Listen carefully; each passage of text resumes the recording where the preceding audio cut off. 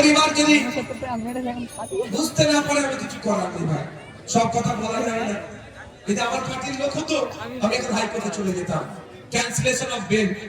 তাও বলে যাচ্ছি, আজকে চান্দাবাড়িয়ার কচুয়া বাজারে দাঁড়িয়ে বলে যাচ্ছি, যদি রাজ্জাক খান পরিবার চায় এই বেলগুলো ক্যান্সেল করাতে, যদি বিধায়ক আইএসএফ এর চেয়ারম্যান নয় ভাঙড়ের বিধায়কের যদি সহযোগিতা চায়, আমি আমার গাঁটের টাকা দিয়ে রাজ্জাক ভাইয়ের খুনিদের বিরুদ্ধে আইনি লড়াই করার জন্য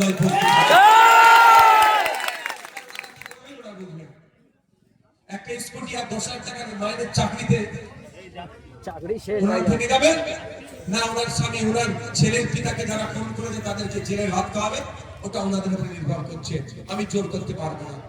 আমি আমার যদি ছেলে হতো, আমার ছেলেদেরকে হচ্ছে আমি আইনি লড়াই করছি, আইনি আমার 3টে ছেলেকে কিডন্যাপ করেছে, আইনি লড়াই করছি, একজনকে জেলের ভাত খাইয়েছি আর একজনকে জেলের ভাত খাওয়াবো।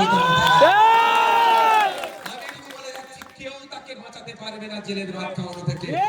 ও যতই আরও আপডেট পেতে সাবস্ক্রাইব করুন বিডি নিউজ।